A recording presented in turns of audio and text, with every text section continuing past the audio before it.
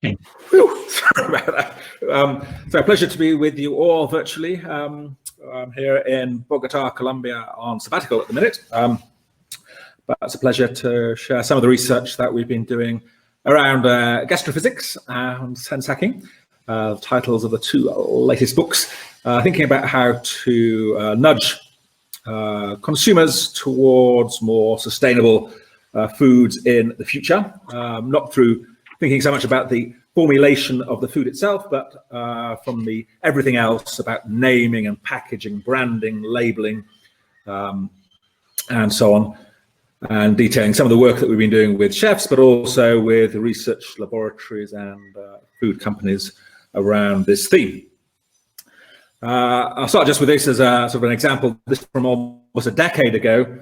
The Ghost Food, kind of an art exhibit that ran around in the Northeast United States, trying to draw attention to what would happen and what we would no longer have to eat should we continue eating in the way that we currently are, drawing attention to a world without cod, I could do without probably, but a world without chocolate or peanut butter might be a little bit harder, and people were invited to put on the headset you see on the character on the screen here, and that would deliver the scent of those lost foods while you chewed on a kind of tasteless, gelatinous cube. One version of kind of a virtual food, I suppose, for a future when certain of our favorite foods have been fished to extinction or through blight or whatever else have disappeared from the landscape. In our own work, this with Katsuo Okajima, we've been using augmented reality to think about new food experiences, using headsets you can buy to watch films at home. And here we have an augmented reality sushi on the right of the screen, which you can see is almost perfectly rendered. The sheen, the veining of the fish, quite hard to do, but done without the aid of meta cookies or QR codes, but just some clever sort of vision science. And this, we think, may be how we enjoy some of our nigiri sushi in the future. When we fish the seas to extinction of our favorite sushi fish, we may be having the virtual, the augmented version instead. As you can see on the right of the screen, as I run the video again, you can see how whenever the hand is taken off the fish, we can create a different one. You can bite into that sushi, and the rendition will stay pretty much as good. Sushi, perhaps a good example for this kind of augmentation, given that it's more of a taste and a texture than it necessarily is a aroma or smell, and hence more likely that what we see can visually dominate our tasting experience. That said, I haven't seen any chefs using this technology just yet. It may be more appropriate for food innovation, something about putting the headsets on when we eat, interrupting with the social aspects of dining, I think. And this is one of a growing number now of these augmented and virtual reality food experiences that are being studied around the world in sort of food science and technology labs, and that may be incorporated into new ways of eating. But that concern about what we should eat, how we should eat, is not a solely contemporary concern. Go back a century or more, and one finds in the 1880s, 1890s, feminist novelists, French chemists, and North American futurologists, I suppose, people like Arthur Dove, talking about a future of the United States of America a century hence, so writing in 1888, talking about 1988. And all three of those kind of groups of people worried about the food. The feminist novelists thought that having a culinary conduit that dropped a pill at mealtimes into the home would release women from drudgery of the kitchen. And Dove thought about, the busy businessman of a century hence in 1988, who wouldn't have time to spend an hour masticating over lunch at his desk. Rather, he'd take a soup pill followed by a meat pill followed by a dessert pill, get it all over and done with, and he could maintain his productivity without having to leave his desk. But this kind of idea of a future of meals in a pill has not come to pass, nor do I think that it will come to pass, not on the ground, nor even up in space, where we have been working with colleagues recently, because even for the astronauts, And for space, you might think, meal in a pill would be the most efficient solution for transporting all the food on a long-haul space flight. The astronauts will tell you, you can mess with anything, but don't mess with our food. It's one of the few things that brings us together as a crew and ties us back to life on Earth. It's more than merely about nutrition. It's sort of social, emotional function too. And that's why I think that meal in a pill will not come, though it has been forecast in the past. Nor am I necessarily convinced that those kind of other, everything you need to eat, formulated foods like Soylent or Huel will necessarily be what we're all supping or sipping in the near future. I think our brains and our guts are probably not evolved for this kind of consumption experience, and all the anticipatory sort of salivation and release of digestive juices is probably lost when we have a meal in a pill or something like Soylent. It lacks the sensations, the aromas, the textures that we've come to know, to love, and perhaps to need in that which we consume. So these sort of solutions, I don't think are the future, much though some of them are touted by the tech titans of Silicon Valley. But rather, our interests in Oxford and with our collaborators are around alternative forms of maybe more familiar foods on the one hand, things like the Impossible Burgers, Beyond Meat, that kind of thing.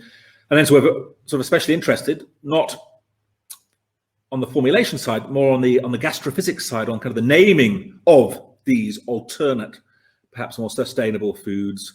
And we're very interested in the debate running through the EU a couple of years ago about how they were trying to legislate against our ability to call a vegetarian sausage or a vegetarian burger a sausage or a burger, but instead that they should be called a vegetable tube and a vegetable disc. The food is just the same. And while in a blind taste test, people might not be able to tell the difference between the vegetarian and the animal protein version, I think that very act of naming can fundamentally change how we respond to foods. It's an important part of the equation when we think about nudging people in different directions. And my favorite real-world example of that comes from this, the Patagonian Toothfish that I start Gastrophysics book with. Sustainable, healthy, nutritious, and tasty fish. But this monster of the deep was never popular on restaurant menus when it was called thus. Showing a picture wouldn't help either, I suspect. It's not really a great example of gastro-porn. But changing the name of this fish to Chilean sea bass, as was done a couple of decades ago now, led to a 1,200% increase in documented sales in the UK, in North America, in Australia, and beyond. The food stayed the same, but how we describe it or name it has fundamentally changed our response. And hence part of how we might go about nudging people to different foods, maybe to think very carefully about how we name and how we describe what we're trying to get people to eat. Of course, things can go too far. One of my other favorite examples is this, the cauliflower steak that I think Tesco's and Sainsbury's or others were trying to launch on us not so long ago. In this case, £2 for a slice of cauliflower when the whole heads were for sale for less than £1 in the vegetable aisle was something that British consumers at least were not willing to swallow, and they were forced to withdraw. But again, you can see there's the idea here of naming the cauliflower, calling it a steak may give it more perceived value, and certainly worked from Turnwald and colleagues in the States, in Stanford, and then thereafter in a paper published in Psychological Science from about 150,000 students across the US universities, showed that if you want to get people to eat more vegetables, then better to call them twisted, zingy carrots, use sensory descriptive hedonic language rather than calling them healthy carrots or healthy and good for you carrots.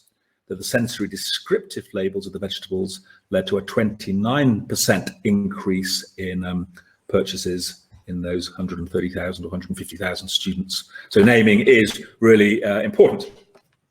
And then when one thinks about one of the more intriguing alternate sources of protein, insects, what I think also has to extend the same logic and think not just about the insect matter itself, but how it's named, how it's packaged, how it's described, how it's eaten, where it's shared, in order to be able to best nudge people.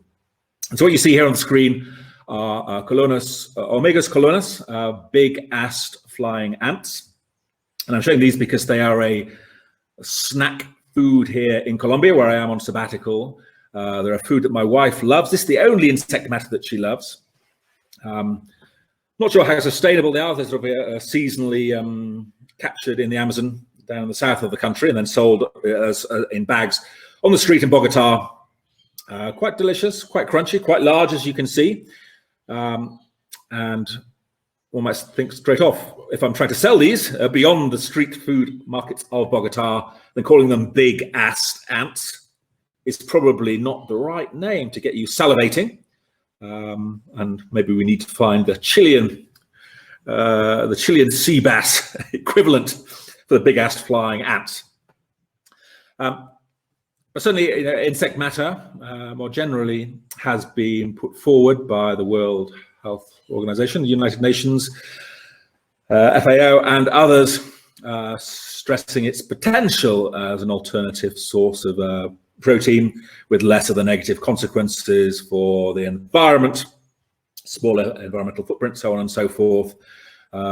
Some even going so far to suggest that eating insects might be the last great hope to save the planet.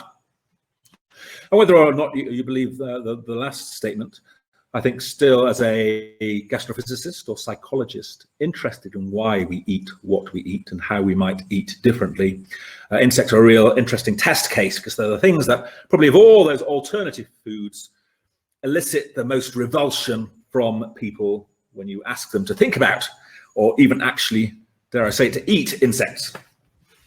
And part of the problem, I suspect, is really around the way they're portrayed in the media. Things like the Bush-Tucker trial do nothing to encourage the general public to eat more insects. I suspect the facial expressions say it all here.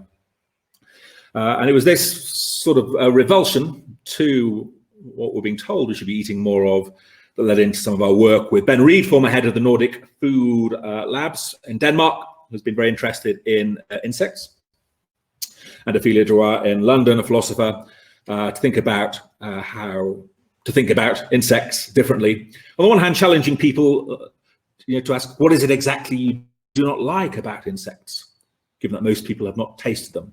Is it the taste? Unlikely. If you've never tasted them, how can you be put off a taste you've never had? Is it the smell? Well, insects don't really smell of much. Is it the visual appearance? Is it the texture? Is it, who knows what it is? But trying to figure out which sensory attributes people are put off by, and then working with the others where there may be more traction to create an interest in that kind of food. And as a psychologist myself, when I look in the literature on feeding one's participants insects, this going back a few decades, much of it the research done by Paul Rosin and colleagues from the States, they're going to go to insects for psychology of disgust. Psychology of insects are maggots and cockroaches. And Rosin sort of gives the example where, if you were eating something and then you saw a cockroach in your food, even though you knew it had been sterilized and was food safe, would you eat it? Most people say that they would not continue to eat. The food has been contaminated. And yet, I think, of the many thousands of different types of insects out there, there are various others that do not elicit the same disgust response. Think about ladybirds and butterflies. Beautiful to look at, though, if you're on Port Meadow in Oxford and drinking your pint and a ladybird sort of lands in your on the head of your beer, would you stop drinking your beer? I certainly wouldn't. So I have a very different response to kind of cockroaches and ladybirds in terms of contamination here. Unfortunately, in terms of food, I think the more beautiful the insect, the less tasty it is, and neither the ladybirds nor the butterflies are a particularly tasty treat. But what we may do is still try and engrandeur, if you will, the insects through a gastronomy route. This one example from Chocolatier in Paris, kind of putting the insect center stage, covering in gold, trying to highlight the insect and make it more valuable as a food. Or the Nordic Food Lab have been in London, the Welcome Centre, serving insect-based drinks and foods, a bit like this chimp stick here. And again, what we see is something that's sort of beautiful to look at, gastroporn, and hence people might be a little less afraid of eating the insects stuck to that so-called chimp stick. For us, we've been thinking about this question of which insects are the best ones to introduce people to entomophagy with, and thinking of the role of transition foods like honey and propylene and royal jelly, and even many of those out there who say, I would never eat insects. You know, if you ask them, well, would you eat bee vomit?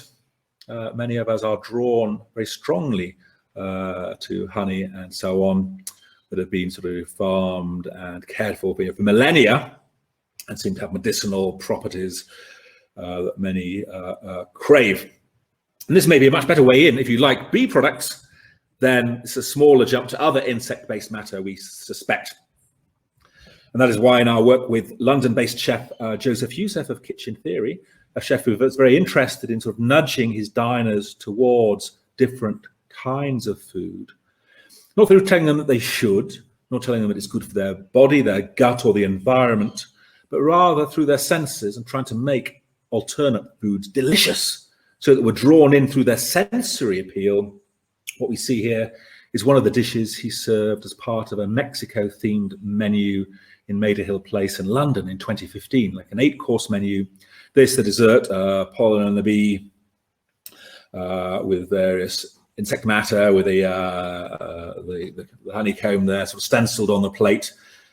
And while we sadly didn't collect any data from this dining experience that ran from about 4 months, that had about 750 people through, I think it was a really interesting test case of how to bring people into entomophagy through their senses, through their taste buds. The first couple of courses on the menu had no insects. Then the third course had some bread with butter, and there was regular butter and worm butter. So the insect matter's on the table, but you don't have to try it. Fourth course, the insect matter was stenciled on the plate below the food, so it's there, but you're not really eating it. Fifth course, insect matter stenciled as dusting over the top of the food. And then by course 6, you're eating a whole crispy cricket, a chapelin. And so it goes on with the sort of the honey and the propylene and so on dessert. And it's amazing to see how many people came through this experience and said, wow, I've just had, an 8-course menu, 5 or 6 courses of which contained insect matter, and it was all delicious. I never knew insects could be so tasty. And our hope is through having them in this kind of curated experience, they'll be more likely to try them on other occasions elsewhere. And of course, insects are a traditional part of street food and tacos in Mexico, so there's a kind of a cultural appropriateness to serving them on the menu in this case.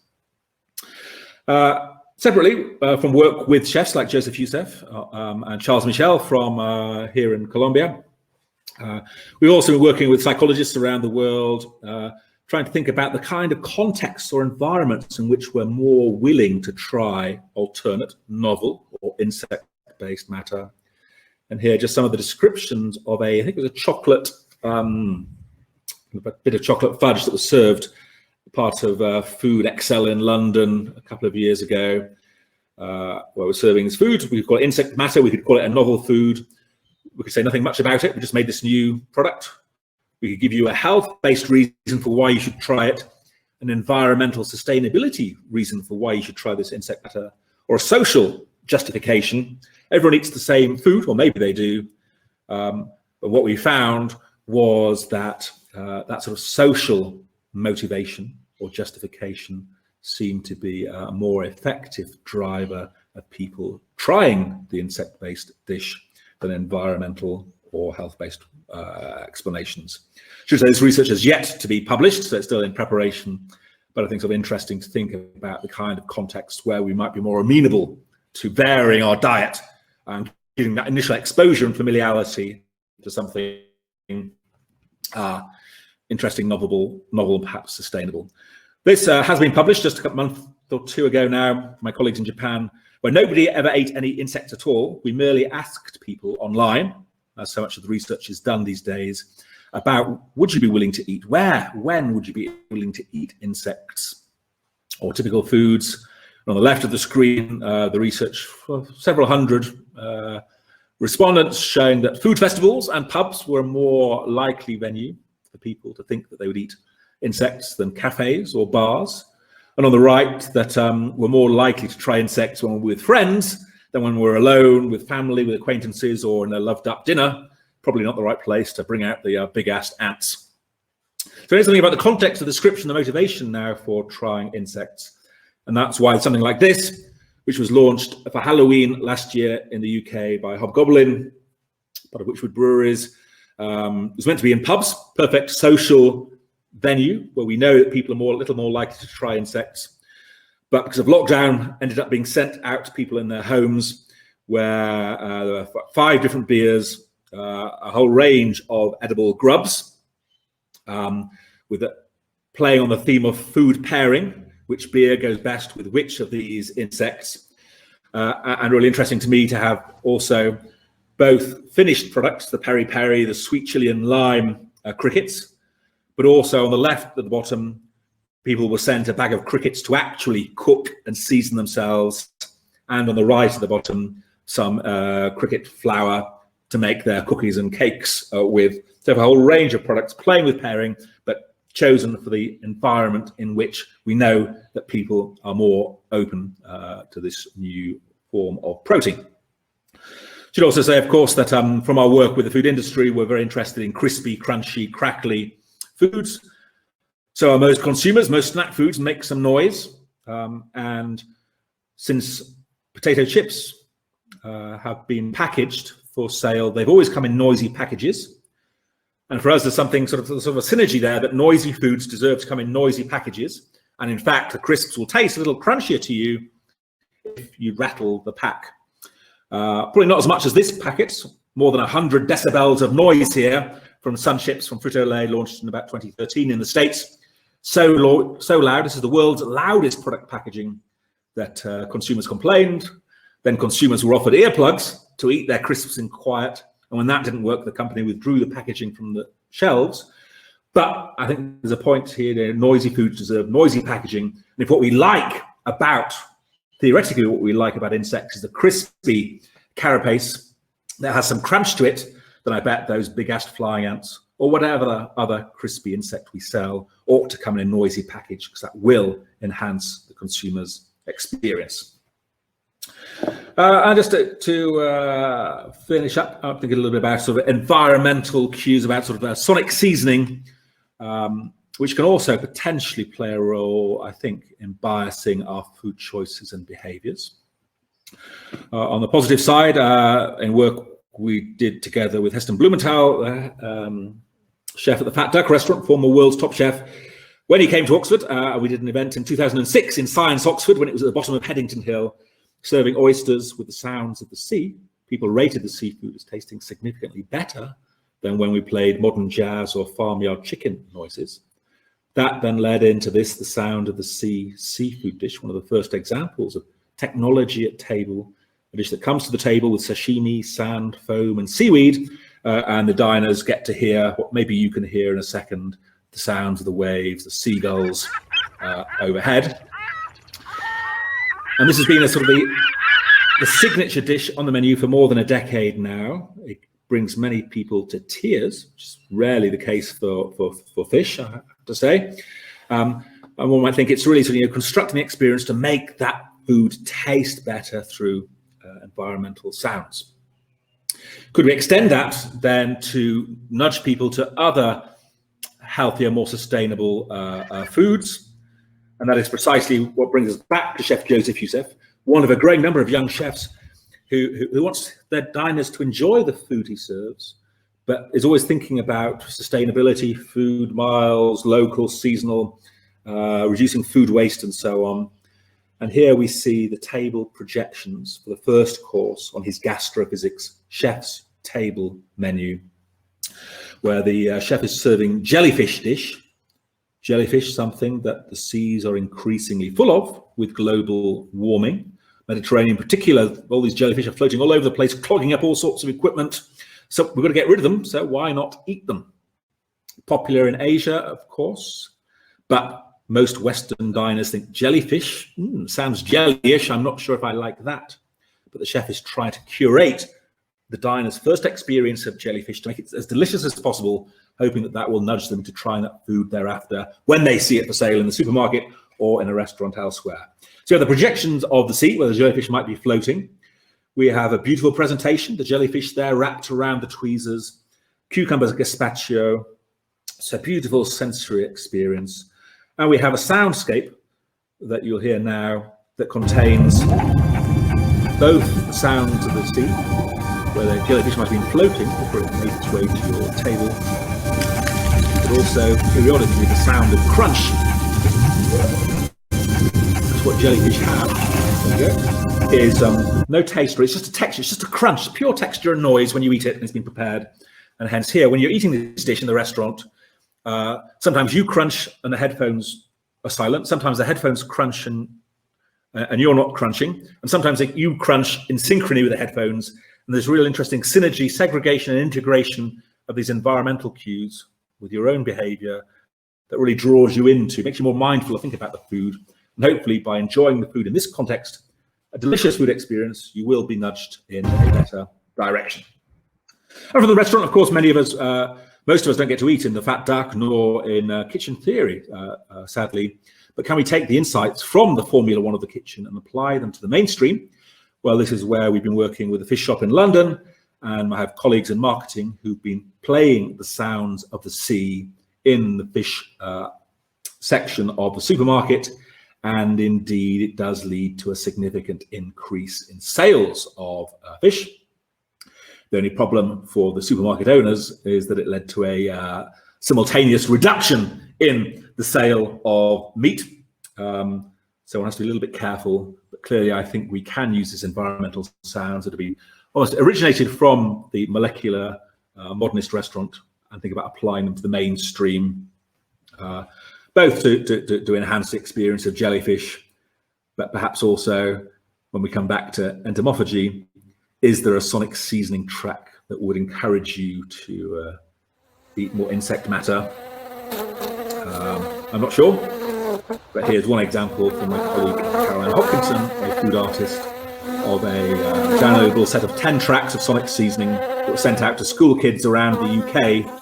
And this is the sound of the hive to go with a honey-flavoured sweet. That of those transition foods might be an effective way in.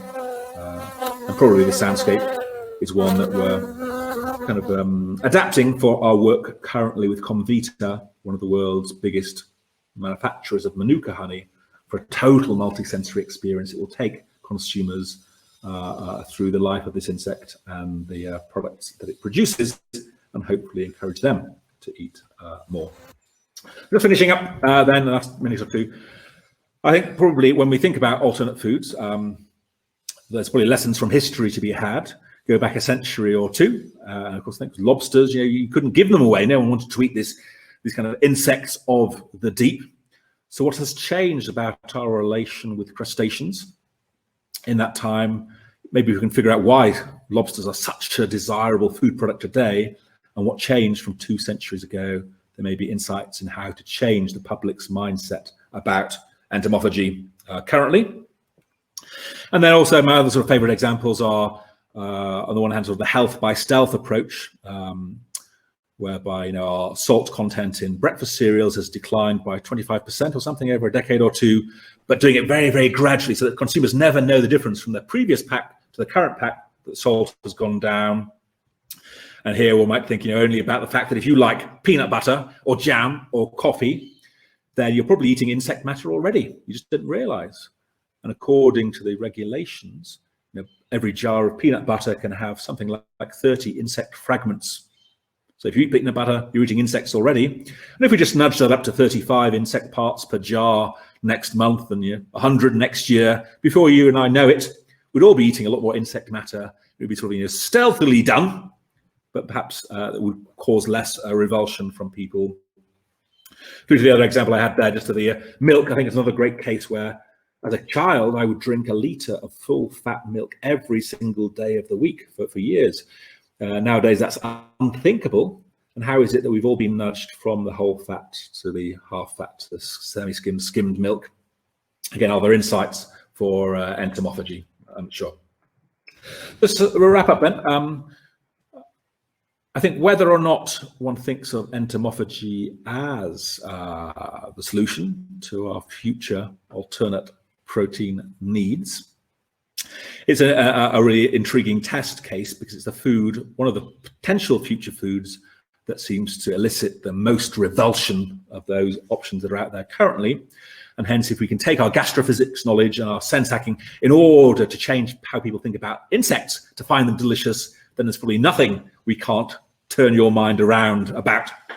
That said, when one looks at how insects are consumed globally currently, which they are in many, many countries and cultures, it's worth noting that they're typically only a garnish or a snack, not the primary source of protein. That's what we saw with the big ants from here. What I also see from my work with the food industry is that they don't seem to be interested at all. Even though they're worried about some of their ingredients disappearing from the marketplace, they still don't want to contemplate the idea of entomophagy. And I wonder why, but I could see that could be a big block.